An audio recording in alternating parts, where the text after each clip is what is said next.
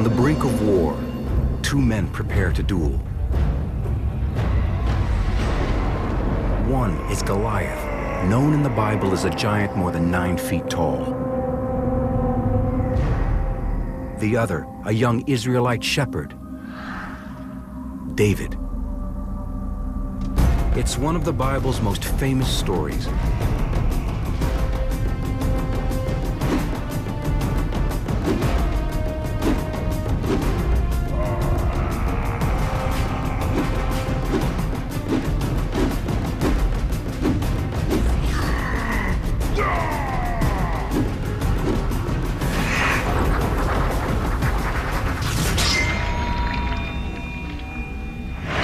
But behind the heroic legend lies a tale of relentless ambition, violent murder, conquests on the battlefield, and in the bedroom. David's quest will ultimately unite a people, but not before it tears a country apart.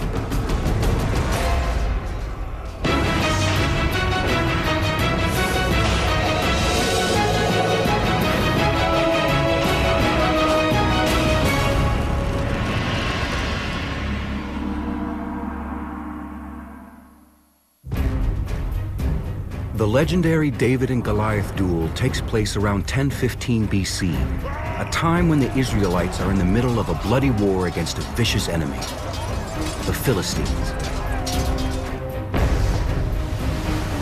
It's been more than 200 years since the great military commander Moses first led the 12 Israelite tribes out of Egypt during the Exodus. Joshua then continued the Israelite military campaign and successfully invaded the promised land of Canaan.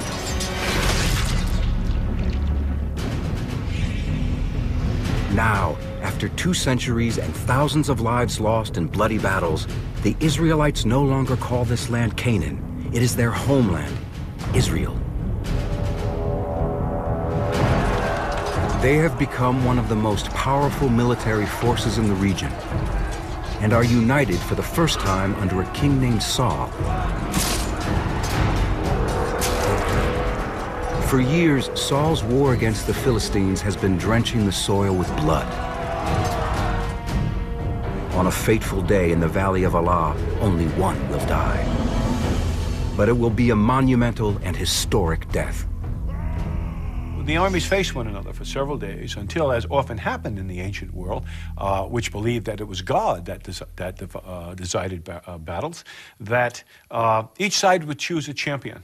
And the champions would meet, and whoever won would convey victory to their side.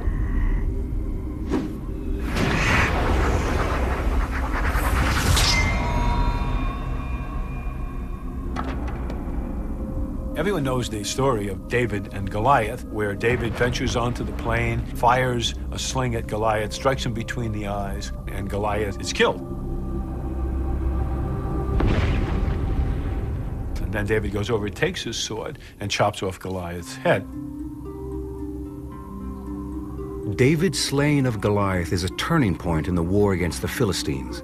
But more importantly, it launches the young shepherd boy down a bloody path of intrigue, deception, and paranoia, which will ultimately propel him to the throne. It's one of the more interesting aspects of the Bible, that David is held in such high regard as the father of Israel and the king of Israel. But when you really look at his career, what he really is a kind of bloodthirsty opportunist. More than a mythical figure, more than a person of great valor, he more resembles a mafia don, a very narrow, self-interested man who clearly knew what he wanted and was prepared to do anything to get it, to include the betrayal and killing of his own people. The important thing about the incident of David and Goliath is not military, it's political and social. What happens because of the slaying of Goliath is this young man comes to the attention of the great warrior king Saul. David is an instant hero.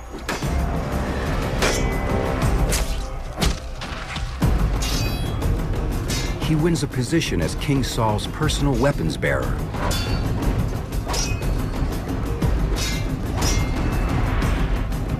This gives David the opportunity to hone his skills as a soldier.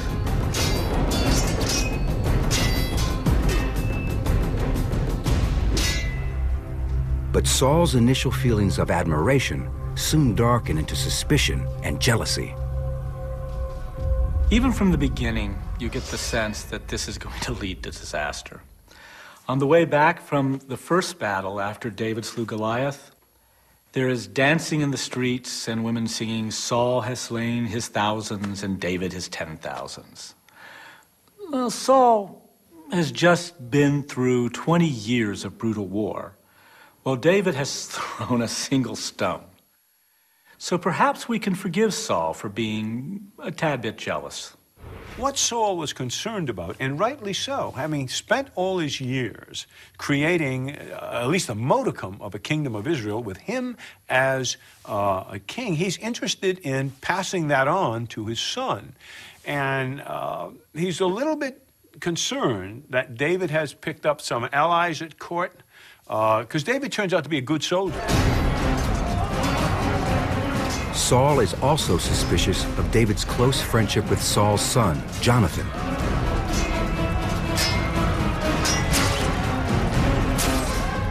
The two young men form a brotherly bond on and off the battlefield.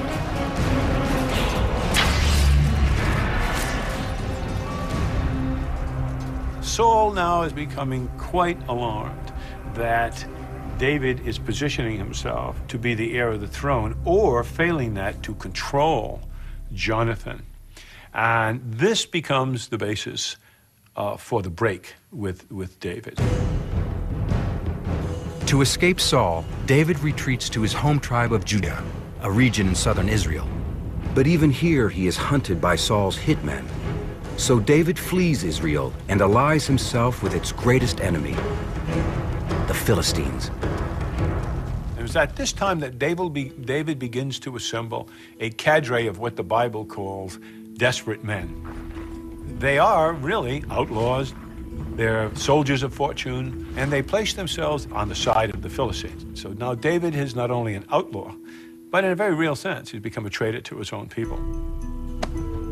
But before the Philistines accept David's help, they must be convinced he isn't a spy. The first thing the Philistine prince is going to do, he's going to test David's loyalty. And how do you test an Israelite's loyalty? I've got to believe that he's going to order David to raid Israelite settlements. The Philistine prince controls the area called Gath, right next to the border of David's home tribe of Judah. Easy pickings against Israelite villages. And so he sends David against the Israelite villages, and David follows orders. David becomes a raider of the border villages between Philistia and the Israelite kingdoms, and gathers up the booty and delivers it to the Philistine prince. While David and his men are stationed near Hebron, the Bible says that the Philistine army makes a daring raid on the Israelites at Mount Gilboa. Saul and the Israelites hold the high ground. It looks as though they'll be able to hold off the Philistine attack.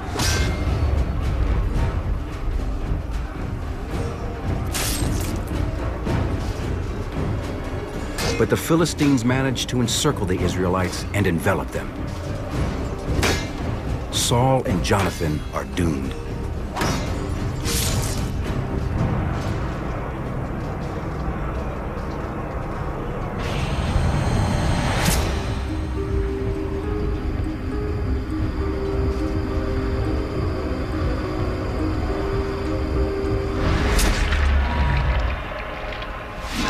Saul is hit several times.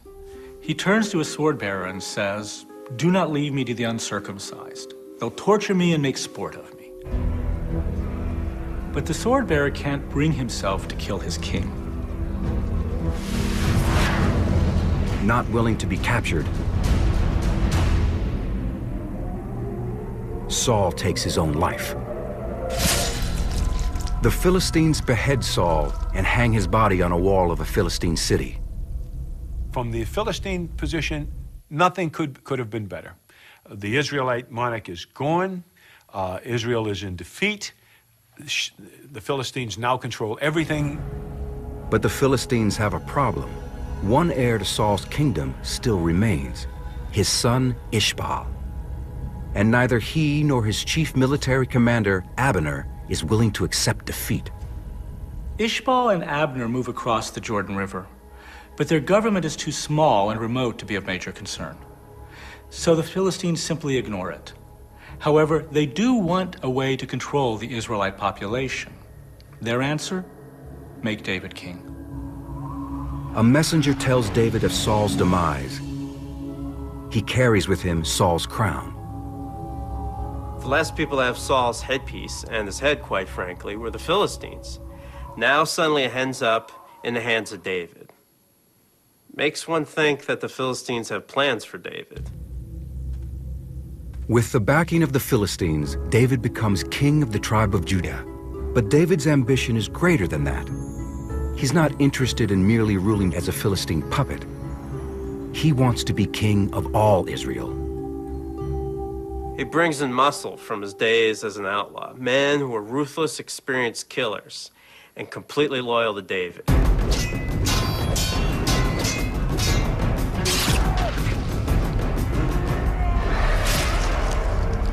Well, he takes those, what's called the Gegud, which are those 600 outlaws that he had fought with, and he establishes them in all the villages and towns of Judah. And the reason for this is not only to extend his political control, but when he has to raise a militia force from those Israelite territories, these men can enforce his will. David chooses his nephew Joab as his chief military commander to lead a civil war against Ishbaal's growing army.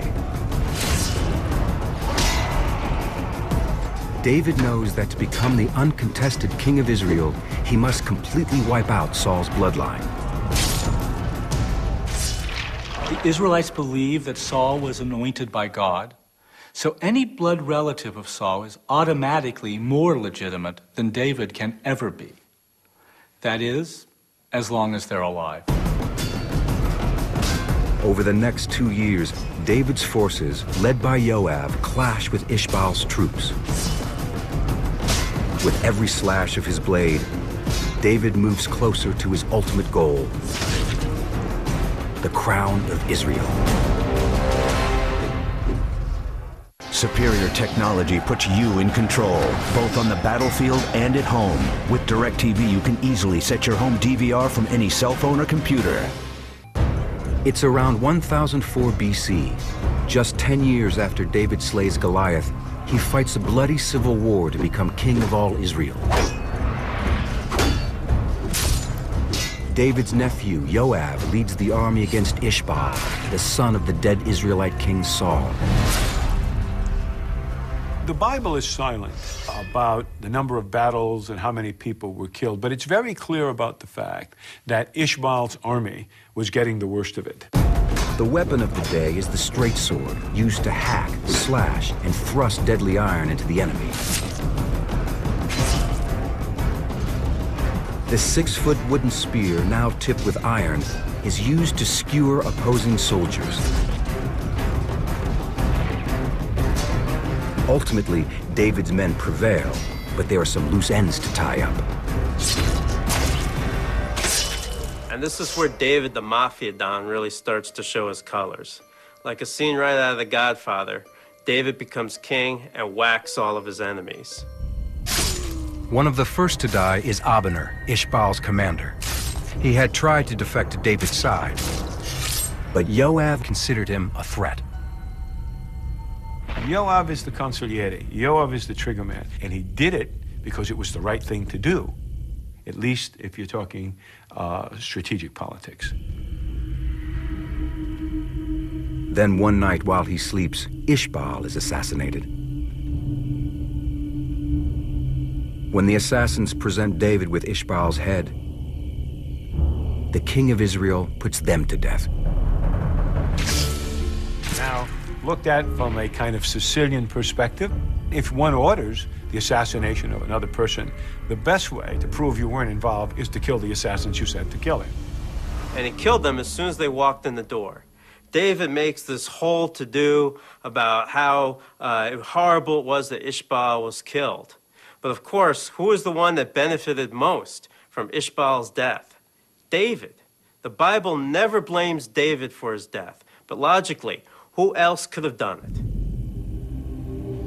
In one final grisly act designed to secure his position as the king of Israel, David orders the execution of the last remaining blood heirs to the throne, Saul's 7 young grandsons.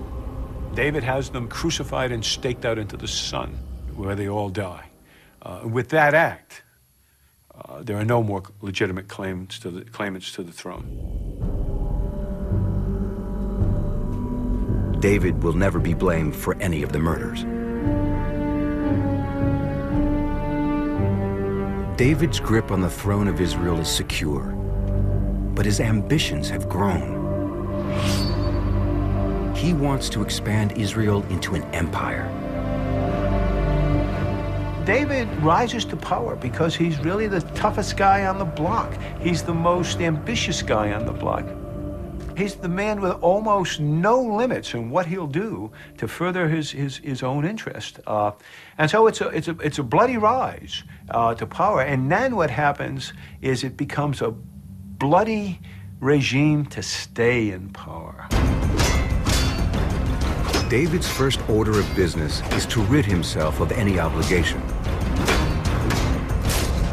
He betrays the Philistines who helped put him in power.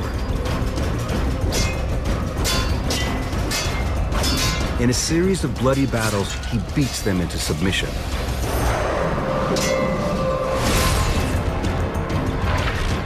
After this defeat, the Philistine soldiers will fight for David's army. They'll supply him with their most prized weapon, the war chariot. The Philistine chariot of the day is drawn by 2 horses and usually carries 2 men, the driver and the archer. The archer must be highly skilled to launch precision shots while traveling on uneven surfaces at up to 10 miles an hour. The wooden platform is fashioned in the shape of a D, with the axle placed in the middle of the carrying platform, ensuring stability and giving the chariot added strength. With an army that now numbers some 8,000 to 10,000 soldiers, David captures the city of Jerusalem, where he establishes Israel's first capital. He looks around, and what does he see? What do any king see when they're in charge? Threats. And he looks to the east, and there on its border, on what today we would call the modern Jordanian River or Jordan Valley, there are 3 states that offer strategic and economic threats. Ammon, Moab, and Edom, which is first on David's hit list. The real reason he wants that is economic. There are large copper and iron mines in Edom, and Edom sits right across what we call the King's Highway. The King's Highway connects Syria and Egypt. David wants free access to this important trade route, so he moves to take Edom by force. David moves very quickly to bring Edom within the Israelite orb, and does so with incredible brutality.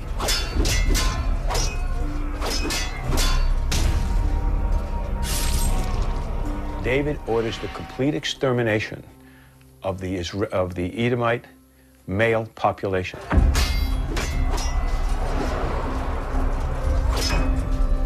The children and women are sold into slavery. Their government is dismantled.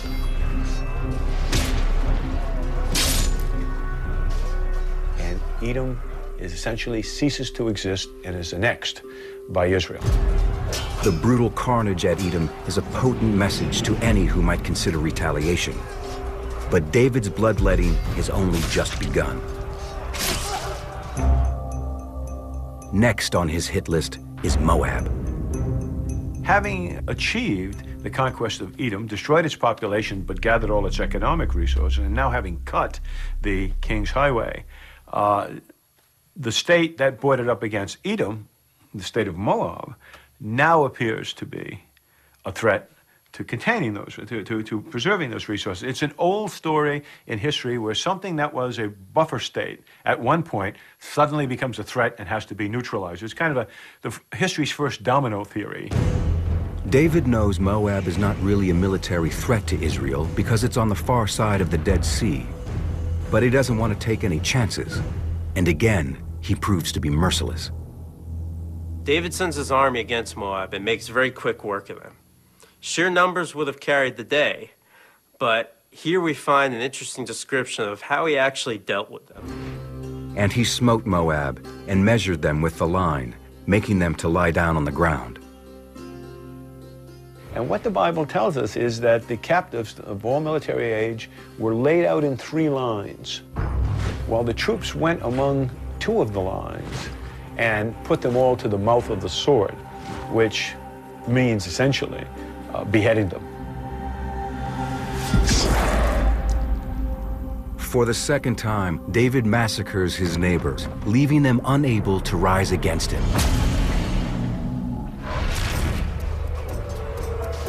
But David's about to collide with Israel's most powerful competitor in the region. More blood is about to spill on the Holy Land.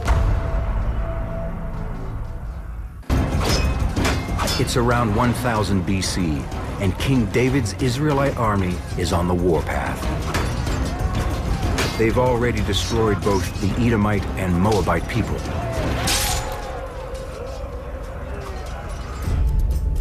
Now, David leads nearly 10,000 troops north. Having conquered both Edom and Moab, David naturally turns his eyes to the remaining state that is a competitor for Israeli interests in the Jordan Valley, and that is the Ammonites, whose capital is at Rabbah, which is modern Ammon. Ammon is the last but most important of the 3 eastern border states David seeks to conquer. It is Israel's prime competitor for regional influence. In order to understand what happened at Rabbah, I have to understand the political context, and that is that the Ammonites were not stupid. They could clearly see the expansion of Israelite interests into the valley. There were some negotiations between David and Haman, the king of Ammon, until David claims some kind of diplomatic insult. At which point, the Ammonites got the message and began to look around for allies. They found their allies in the north, the land of Aram, in what is called Syria today. It's a new force that has come to power under a leader named Hadadezer, who has ambitions of his own. Hadadezer's no fool. He's looking for any pretext to extend his main influence south into Israel and to stop David's advance. This is just the perfect pretext. When David gets word the Ammonites have reached out to Hadadezer for help, he orders Joab to lead his army to Rabbah. And very quickly he assembles the entire army and puts his consigliere, Joab, in charge and tells him quickly to march on the capital of Rabbah and destroy it and defeat the Ammonites. Joab and the Israelites cross the Jordan River without opposition. With no other troops in sight, Joab marches straight across the plain to Rabbah. What happens is the Ammonite army comes out of its city and deploys in front of the city with its infantry offering battle. Joab positions his army opposite the Ammonites. But as the Israelites march toward the walls of Rabbah, 20,000 Arameans attack them from the rear. What had happened was the Ammonites formed up, essentially as bait to a trap. Joab and the Israelite army are now caught between a hammer and an anvil. To counter the Aramean attack, Joab does something completely surprising. He divides his force in 2. So Joab turns to his brother, who's second in command, and says, "You take one group and attack the walls. I'll take the other and deal with the chariot." Remember that David had at his disposal a number of vassals of Canaanite and Philistine states whose specialty was heavy infantry and chariot warfare. Joab orders his Canaanite and Philistine chariot corps to turn around and charge the Arameans approaching from the plain. What follows is a swirling mass of chariots vying for position as the opposing infantries fight it out in bloody hand-to-hand combat. So this large chariot battle is fought on the open plain, in which the Arameans get the worst of and begin to flee. With the chariots on the run, Joab turns his infantry loose.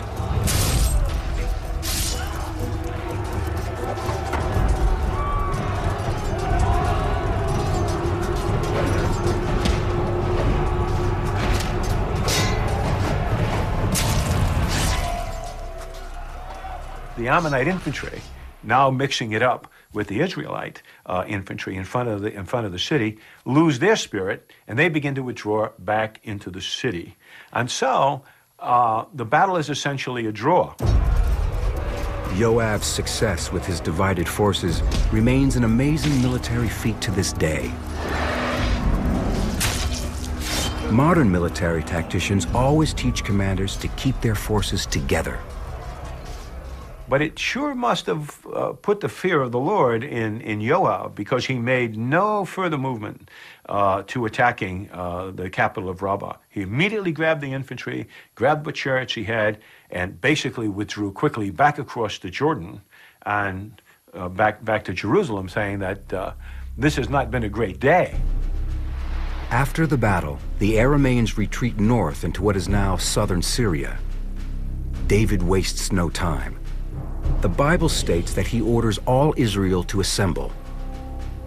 And when you hear that phrase, all Israel, what you mean is the entire militia army, probably 20 to 25,000 strong. David personally leads the Israelites north, bypassing the capital of Rabbah and the Ammonite army.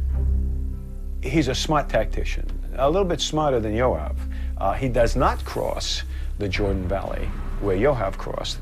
What he does instead is he moves on the Israelite side along the watercourse of the Jordan Valley, using it to protect his flank. David and the Israelites collide with the Arameans somewhere south of Succoth. It is known as the Battle of Helam. What we have to imagine in the battle at Helam was that it was a combined infantry and chariot battle.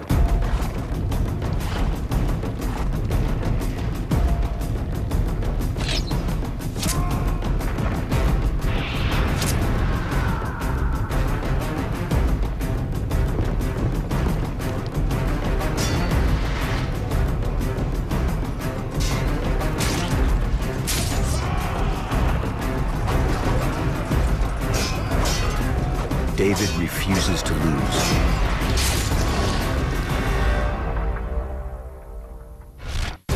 King David of the Israelites is being true to his brutal reputation.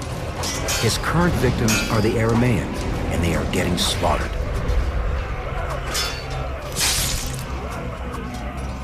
There's no great detail in the Bible except to say that a swirling battle was fought and many of the Arameans were killed. The proof of this is that the commander of the Arameans was killed. Now that tends to suggest that they were completely overwhelmed.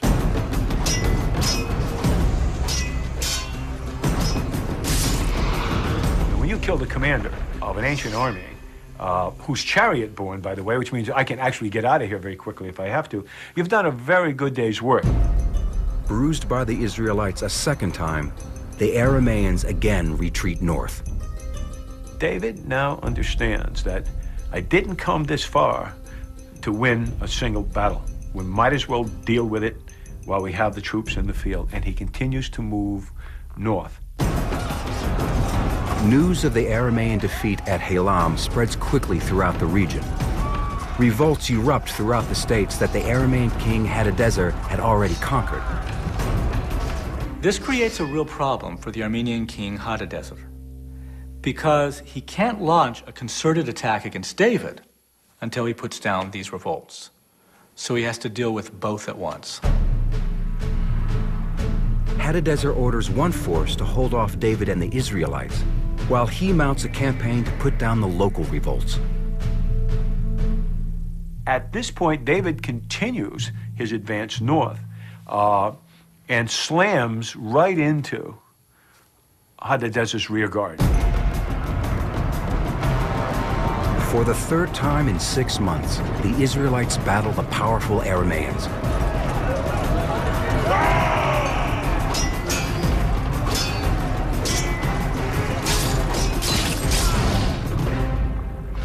What happens is that David catches up with Hadadezer's main army. He turns, and a great battle occurs in which many thousands were slain, the Bible says.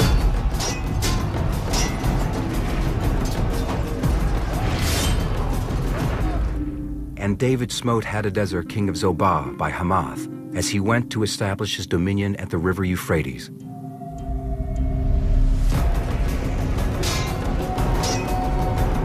David and the Israelites catch the Arameans on the run and slaughter many of them.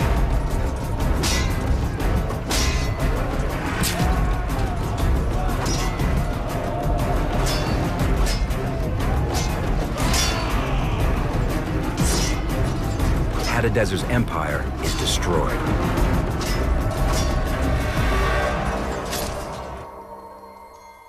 Now, unopposed from the north, David claims the Aramean vassal states in the name of Israel. So now, with the addition of the Aramean kingdom, David controls a very large area. This is what comes to define what is called the Empire of Israel. The new Israelite empire now stretches from the Euphrates River in the north to the Egyptian border in Sinai to the south, from the Mediterranean Sea in the west to the Jordanian mountains in the east. But one last foe remains to be conquered before David can rest: the Ammonites at Rabbah. Now, of course, they are deprived of their Aramean armies. And so David turns his attention to bringing Ammon into the Israelite orbit. But at the same time, the Bible says David is distracted from his military conquest by a beautiful woman he spies from his palace. This seems to be the time when David is smitten by this beautiful girl named Bathsheba. And so instead of taking the army himself into battle, some analysts suspect what kept David in Jerusalem was his lust for Bathsheba. Instead, he turns to his consigliere, Joab, and says, take the army and go among the Ammonites and defeat them. David orders Bathsheba to be brought to him, but she is a married woman. Her husband, Uriah the Hittite, is a soldier under Joab in the Israelite army. Total scandal. David is the stuff of legend. He's thought of as a great warrior and a great unifier. He's the founder of the first Israelite nation state, the darling of the Bible. But much has been said of his flaws, especially with women.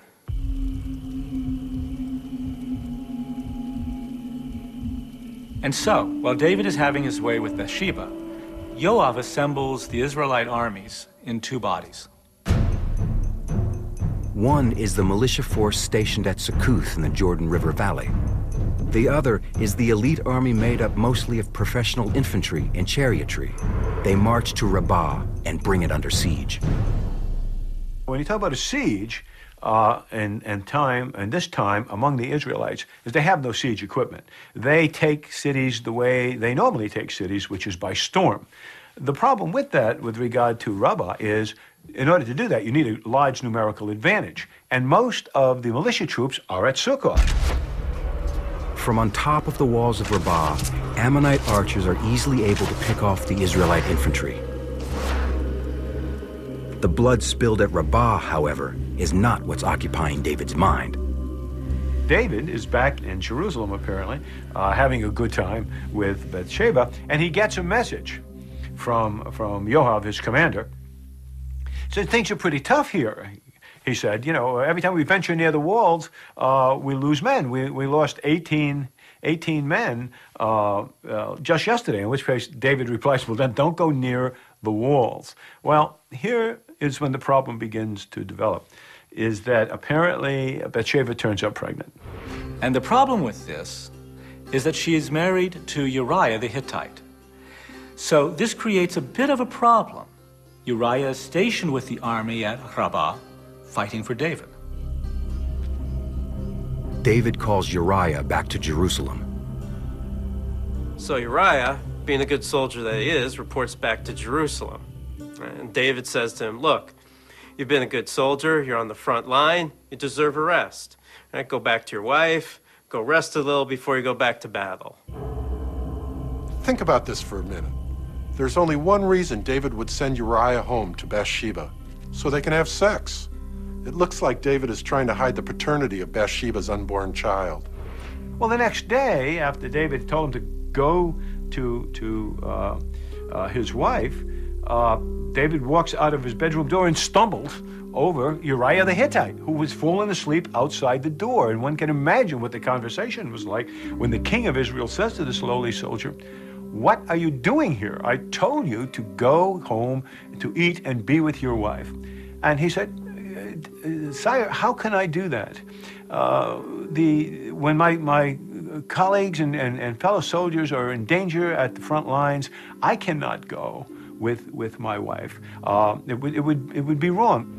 Uriah keeps to the Israelite soldiers' code of honor. None shall sleep with their wives when at war. All for one for all, so to speak. But in refusing David's command to sleep with his wife, he seals his fate with David. The Bible says David writes a note for Joab and sends it back to the front lines with Uriah. And he wrote in the letter saying, "Set ye Uriah in the forefront of the hottest battle, and retire ye from him, that he may be smitten and die."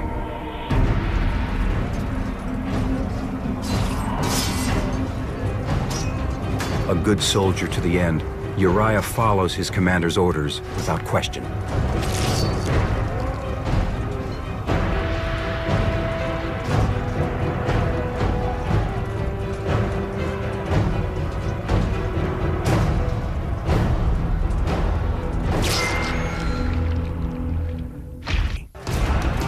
Uriah the Hittite is a valiant soldier who fights for the Israelites.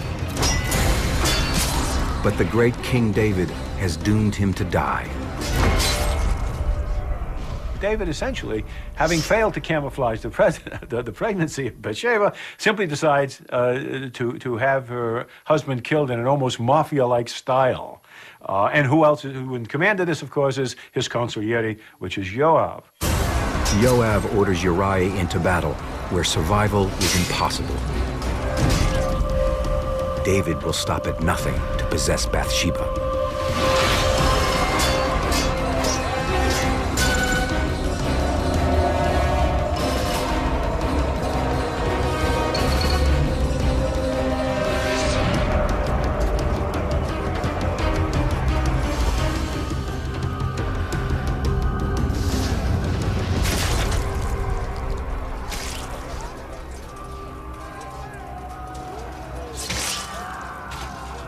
In Jerusalem, Bathsheba hears that Uriah has been killed in action. She goes into mourning, standard cultural practice. As soon as her period of mourning is over, King David calls her to become his wife. But David's behavior doesn't go unnoticed. The Bible says it is God's will that the baby dies as punishment for David's sins. Uriah's dead. David has taken Bathsheba as his wife. This is all pretty heavy Old Testament scandal. But militarily, there's still a battle being waged at Rabbah. The Israelites are still stuck outside the walls of Rabbah. And so finally, David sends a message to Joab, renew the attack, carry the day.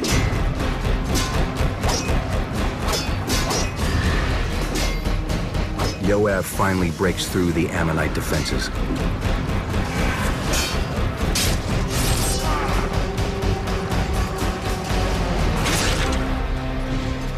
And then Joab, he sends a message back to David and says, in essence, look, this is going well, but you better come out here because your absence is noted, and what people are going to say is they're going to give me credit for this victory. Well, David's no fool.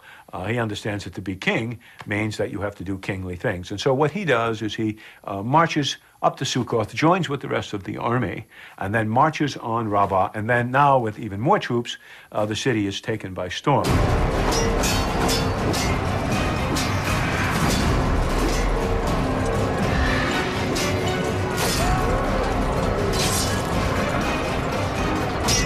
As with all his previous triumphs, David makes a point of eliminating any chance of the vanquished rising up against him.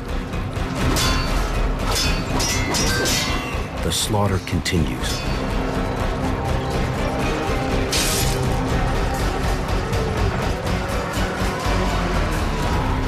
The Bible says he set the people to the mold, which is essentially what Pharaoh had done to the Israelites. He set them to construction work. One of their first tasks, tear their own walls down.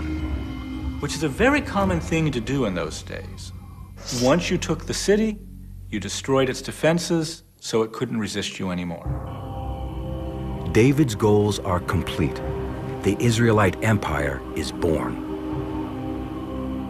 So it's a bloody rise to power. And then what happens is it becomes a bloody regime to stay in power. It becomes so bad that there are even revolts against David by his own people. Even by his own son. Talk about a dysfunctional family. David is still married to Bathsheba, right? The first baby dies. Well, David's got other wives and concubines and eventually has many more children, one of whom is Absalom. Well, it turns out Absalom will kill his older brother because the older brother rapes their half-sister. All right, now, this will start a rift between David and Absalom. The rift evolves into a full-fledged rebellion. Two Israelite armies clash in what is known as the Battle in the Wood of Ephraim. Absalom wants to overthrow David and become king. But in the end, Absalom's army is routed. The story goes that Absalom had this beautiful long hair, and during the battle he gets it caught on the branches of a tree in the wood of Ephraim. Now, exactly what happened, we don't know. But one thing is certain, he doesn't make it out of that forest alive. David has issued orders to spare Absalom's life. But one man disobeys. Joab. True conciliary, if that's what we could call him. Joab eliminates David's biggest threat. Politically, he did the right thing. David rules the Israelite Empire for 23 more years. The Bible states he dies peacefully in his bed at the age of 110. But even after his death, the murder and intrigue continues. David's other son with Bathsheba, Solomon, becomes the next king.